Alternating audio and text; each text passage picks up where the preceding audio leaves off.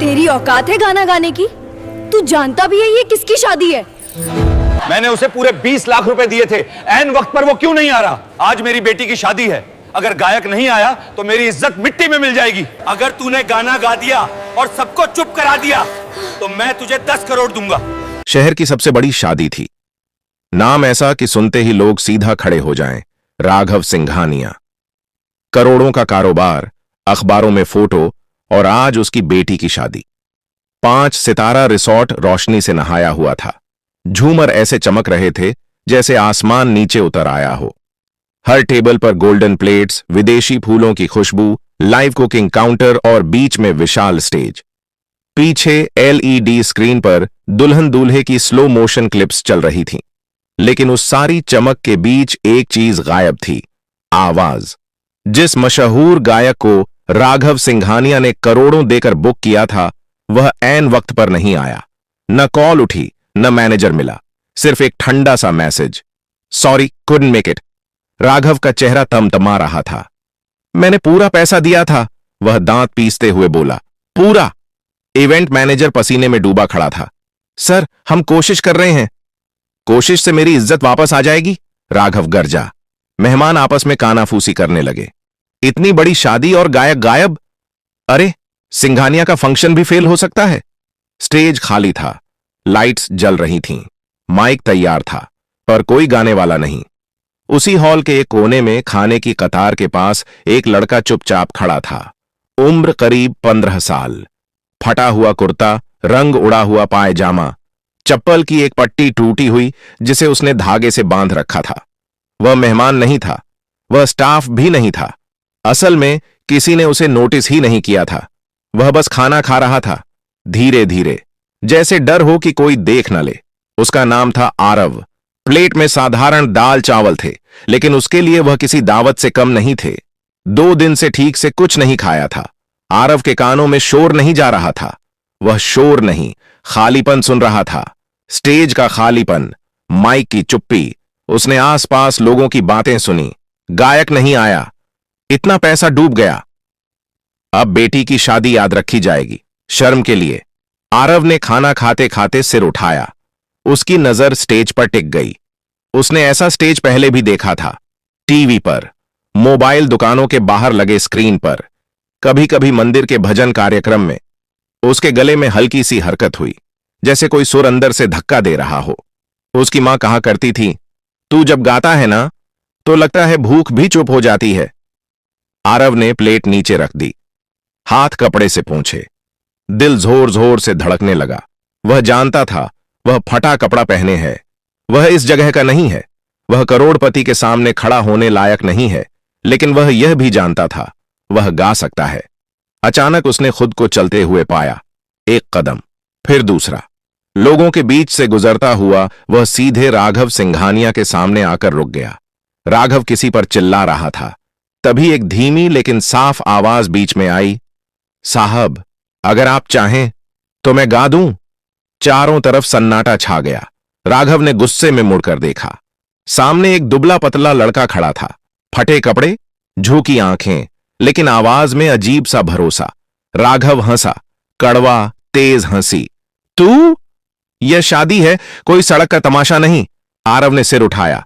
पहली बार उसकी आंखें सीधे मिलीं और फिर वह बोला, अगर मैं गा दिया और आपको पसंद आया? उसने एक सांस ली। तो आप कहेंगे क्या? राघव की आंखों में चिंगारी सी चमकी। वह बोला, अगर तू सच में गा दिया और मेरा मान बचा लिया। राघव ने उंगली उठाई, तो मैं तुझे 10 करोड़ दूंगा। हॉल में जैसे सांस रुक गई। आरव ने पहली बार मुस्कुराया। पूरा हॉल जैसे पत्थर का हो गया था। कोई बोला नहीं, कोई हंसा नहीं, सिर्फ एक वाक्य हवा में अटका था, मैं तुझे 10 करोड़ दूंगा। कुछ लोगों को लगा उन्होंने गलत सुन लिया। कुछ ने सोचा यह बस एक अमीर आदमी का गुस्सा है, और कुछ को यकीन हो गया कि यह रात अब किसी न किसी वजह से याद रखी जाएगी। आरव कुछ सेकंड चुप खड़ा रहा। उसके कानों में शोर नहीं था, सिर्फ दिल की धड़कन थी। धक धक धक। 10 करोड़, इतना पैसा उसने कभी गिना नहीं था। उसने तो 100 का नोट भी उधार में देखा था, लेकिन वह पैसे के बारे में नहीं सोच रहा था। वह सोच रहा था मौका। राघव सिंघानिया ने उसे ऊपर से नीचे तक देखा। क्या नाम है तेरा? आरव, लड़के ने धीरे से कहा। कहां से आया है? यहीं पास की झुग्गी से साहब। किसी को खांसी आ गई। किसी ने मुंह दूसरी तरफ कर लिया।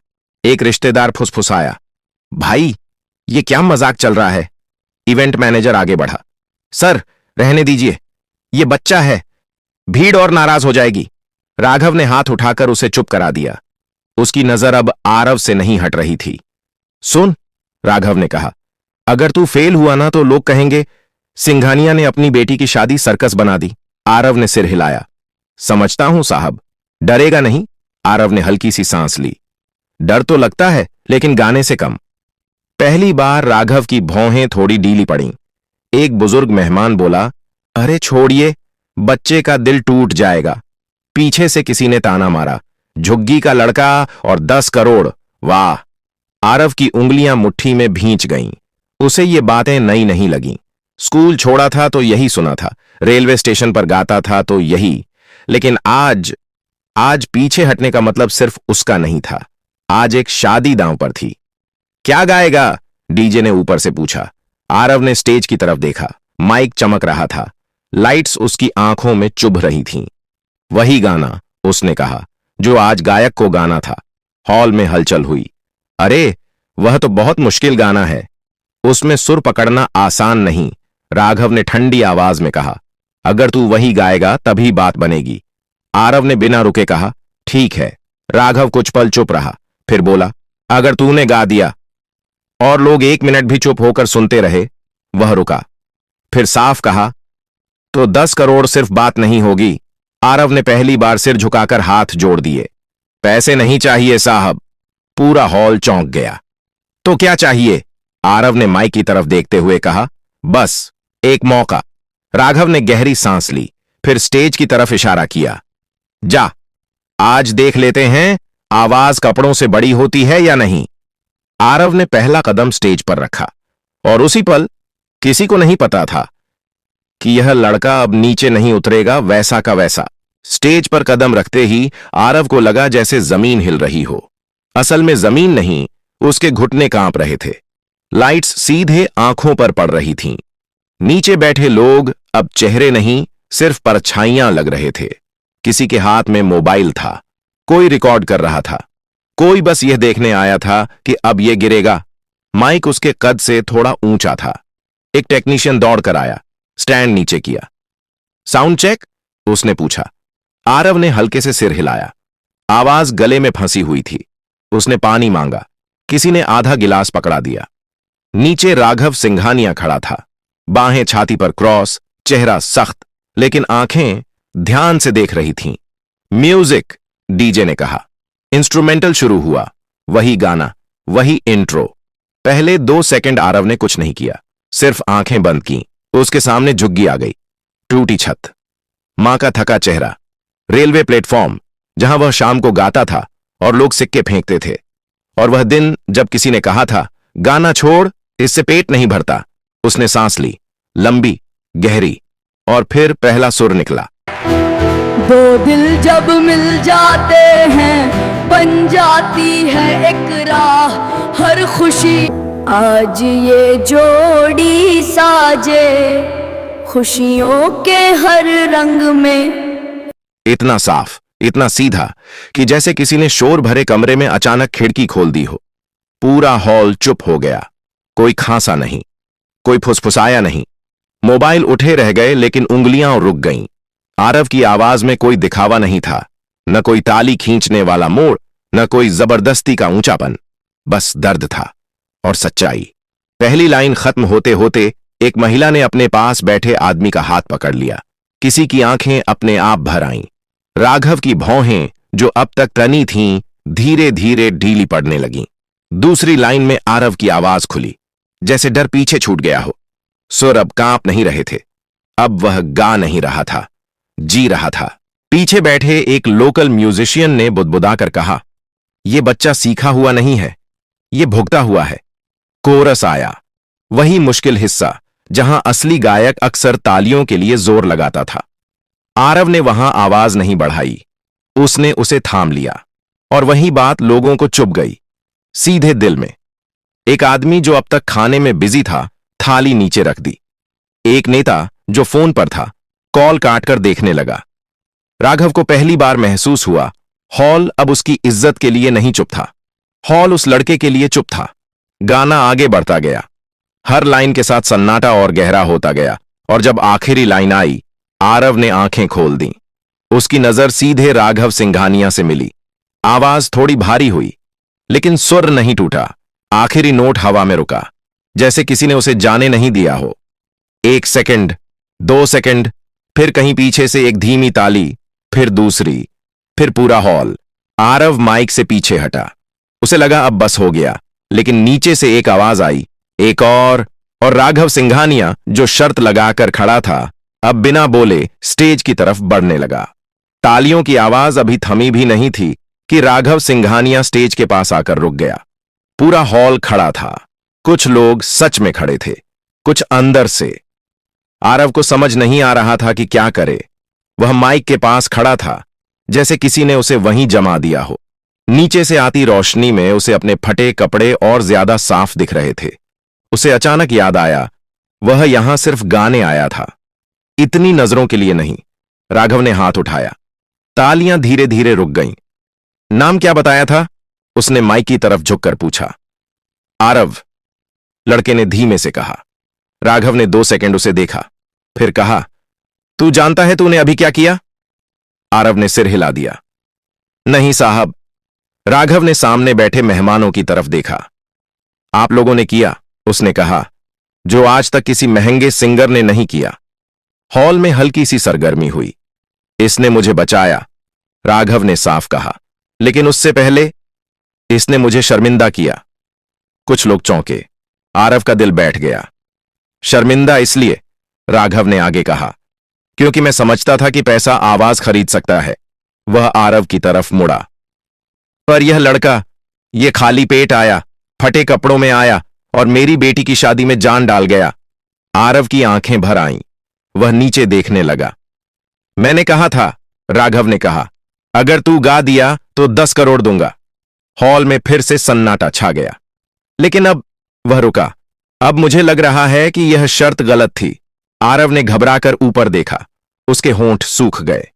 क्योंकि, राघव ने कहा, 10 करोड़ गाने की कीमत नहीं हो सकती। कुछ लोग समझ नहीं पाए, कुछ की आंखें चमक गईं। पैसा मैं दूंगा, राघव ने कहा, लेकिन सौदे की तरह नहीं। वह स्टेज पर चढ़ गया, आरव से सिर्फ 1 कदम दूर। तू आज से किसी की दया पर नहीं जिएगा, उसने कहा, ना मेरी ना किसी और की। राघव ने माइक लेकर हॉल से कहा, आज यह लड़का हमारा एंटरटेनर नहीं है, यह हमारी कहानी है। तालियां फिर गूंजी, इस बार और जोर से। आरव को लगा जैसे उसके सीने पर रखा कोई भारी पत्थर हट गया हो, लेकिन डर अभी भी था, क्योंकि जिंदगी इतनी आसानी से नहीं बदलती। एक और गाना 3 गाएगा? राघव ने पूछा। आरव ने सिर हिलाया। इस बार कांप नहीं रहा था, लेकिन अपनी पसंद का, राघव ने कहा। आरव की आंखें चमक गईं। उसने माइक संभाला। ये गाना, उसने कहा, मैं मां के लिए गाता हूं। इंस्ट्रूमेंटल शुरू हुआ।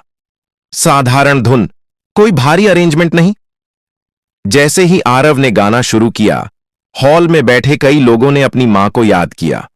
और राघव सिंघानिया, जो जिंदगी में बहुत कुछ जीत चुका था, आज पहली बार चुपचाप हार मान रहा था। गाना खत्म होने से पहले ही हॉल का माहौल बदल चुका था।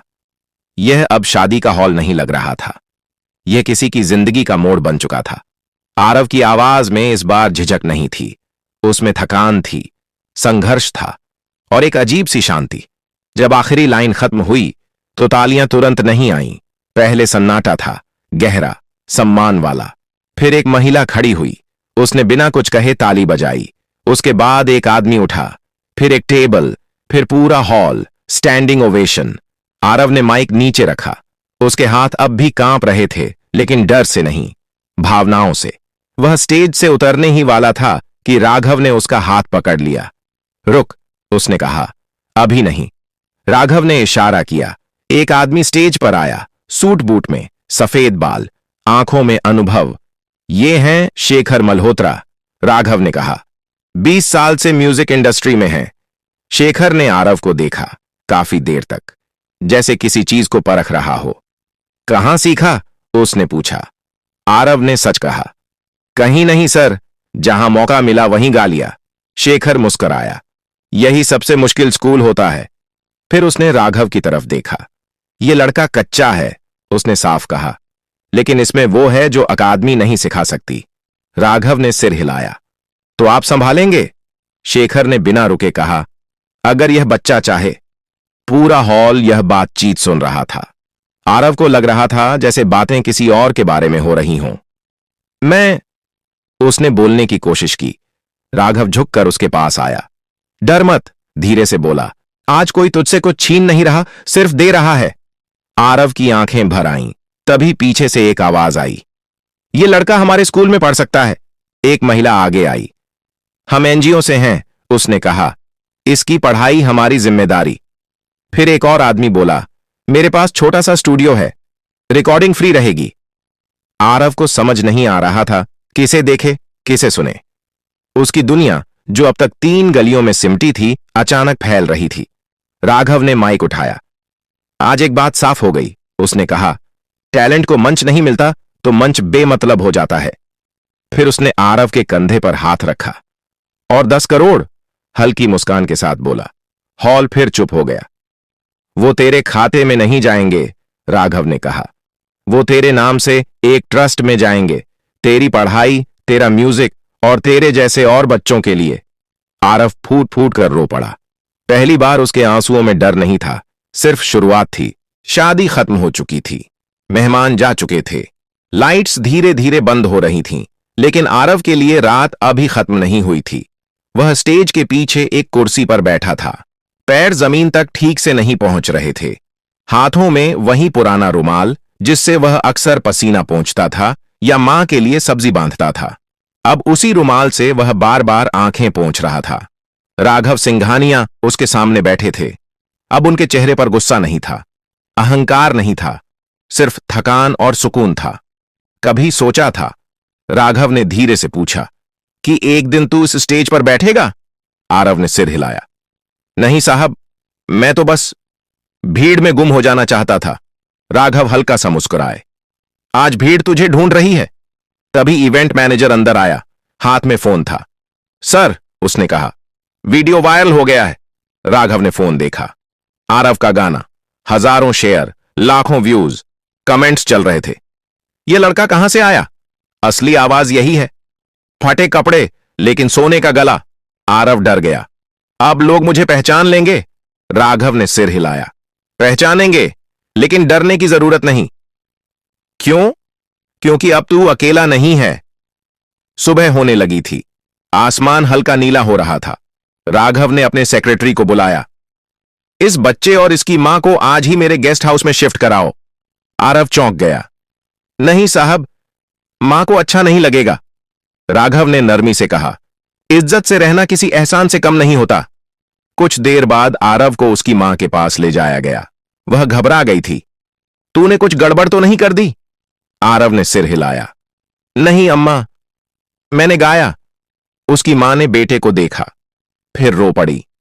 तेरे बाप ने कहा था, उसने कांपती आवाज में कहा, कि एक दिन तेरा गाना हमारा सिर ऊंचा करेगा।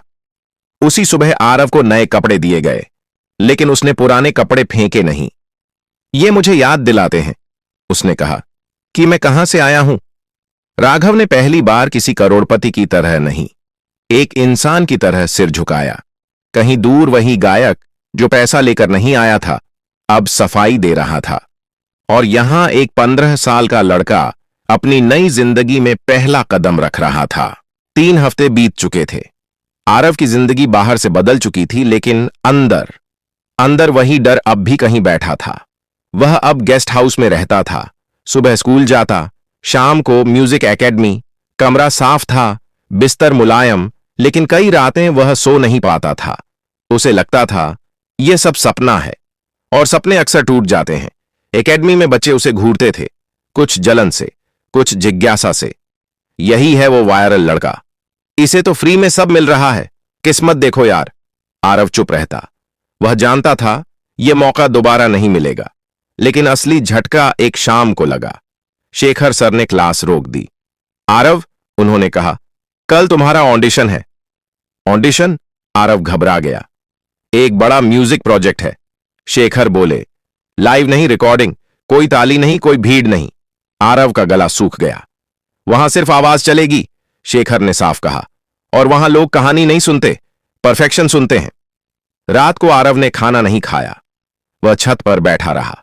नीचे शहर की आवाजें थीं, ऊपर उसके सवाल। अगर आज वह फेल हो गया तो? अगर लोग कहें एक दिन का चमत्कार था। उसकी मां चुपचाप उसके पास आकर बैठ गई। डर लग रहा है? उसने पूछा। आरव ने सिर हिलाया। तो अच्छा है, मां बोली। डर मतलब तू कुछ खो सकता है। जिसे कुछ खोना होता है वही दिल से करता है। अगले दिन स्टूडियो ठंडा था। कांच की दीवारें, हेडफोन, रेड लाइट। रेडी? आवाज आई।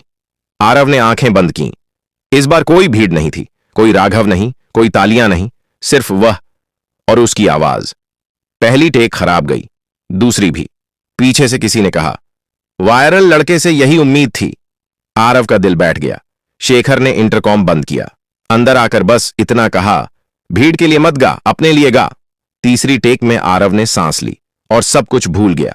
जब रिकॉर्डिंग खत्म हुई, कोई ताली नहीं बजी, बस एक आवाज आई, ठीक है, फाइनल टेक यही है। आरव बाहर निकला। उसके पैर भारी थे। उसी शाम राघव का फोन आया। पास हो गया? उन्होंने पूछा। आरव ने धीरे से कहा, हां। फोन के दूसरी तरफ बस एक वाक्य था, अब कहानी शुरू हुई है बेटा। आरव ने आसमान की तरफ देखा और पहली बार उसे डर नहीं लगा। 1 साल बाद वही शहर, वही लोग, लेकिन वही आरव नहीं। रेडियो पर एक नई आवाज बज रही थी। कोई नाम नहीं बताया गया था, बस इतना कहा गया, नया सिंगर, पहली रिकॉर्डिंग। चाय की दुकानों पर लोग रुक गए। ऑटो में बैठे ड्राइवर ने वॉल्यूम बढ़ा दिया। किसी ने कहा, आवाज सुनी है, कुछ अलग है। उस आवाज में चमक नहीं थी, सच था। शेखर ने फोन पर सिर्फ इतना कहा, अब लोग तुझे ढूंढेंगे, और सच में ढूंढा गया। इंटरव्यू आए, स्टेज शो आए, नाम आया, आरव। हर जगह वही सवाल, आपको पहला मौका कैसे मिला? आरव हर बार वही जवाब देता, एक शादी में, जहां मैं सिर्फ खाना खाने गया था। लोग हंसते, उन्हें लगता कहानी बनाई है। लेकिन राघव सिंघानिया जानते थे, उनकी बेटी जानती थी, और वह खाली स्टेज भी जानता था। एक दिन आरव फिर उसी हॉल में खड़ा था। इस बार फटे कपड़ों में नहीं, साधारण कुर्ते में, आंखों में आत्मविश्वास। वह गाने आया था, बिना फीस, बिना शर्त। स्टेज पर चढ़ते वक्त उसने नीचे देखा। किचन के पास कुछ बच्चे चुपचाप खड़े थे, काम करने वाले, जैसे वह कभी था। आरव ने माइक पकड़ा और बोला, अगर आज यहां कोई बच्चा है जिसे लगता है उसकी आवाज कोई नहीं सुनेगा, तो ये गाना उसके लिए है। उसने गाया, और इस बार हॉल सिर्फ सुन नहीं रहा था, समझ रहा था। गाना खत्म हुआ, तालियां आईं, लेकिन आरव ने हाथ उठाकर रोक दिया। वह स्टेज से नीचे उतरा, सीधे उन बच्चों के पास गया। कौन गाना चाहता है? उसने पूछा। एक छोटा सा हाथ उठा। आरव मुस्कुराया, माइक आगे बढ़ाया, क्योंकि कुछ कहानियां यहीं खत्म नहीं होती, वे यहीं से दूसरों के लिए शुरू होती हैं। अगर आपको यह कहानी पसंद आई हो तो लाइक करें, ऐसी ही कहानियों के लिए सब्सक्राइब करें, अपने दोस्तों के साथ शेयर जरूर करें, और कमेंट में बताइए कि आप कहां रहते हो, शहर, गांव, राज्य। आपका एक कमेंट अगली कहानी की वजह बन सकता है। यार इस वीडियो को बनाने के ऊपर बहुत मेहनत लगती है, तो मैं अभी बाहर हूँ, लेकिन जहाँ पर भी होता हूँ तो एडिट वीडियो कर रहे होते हैं, बहुत टाइम लगता है। तो लाइक सब्सक्राइब ज़रूर किया करो, बड़ी मेहनत लगती है भाई, 2 से 4 दिन लग जाते हैं, पूरा दिन लगाना पड़ता है। तो वो सब्सक्राइब ज़रूरी है। देख लो मेरी लाइफ कंडीशन क्या है, और मैं छोड़ो, अल्फाज नहीं है मेरे पास। ऐसे तो मैं वीडियो बना नहीं सकता था, फेस कैम वीडियो बनाता तो मुझे पता था कि ये नहीं चलने वाली। तो मैंने यूट्यूब ऑटोमेशन स्टार्ट किया। ये तो बहुत इजी है, तो ओ सॉरी, इजी नहीं, बहुत हार्ड है।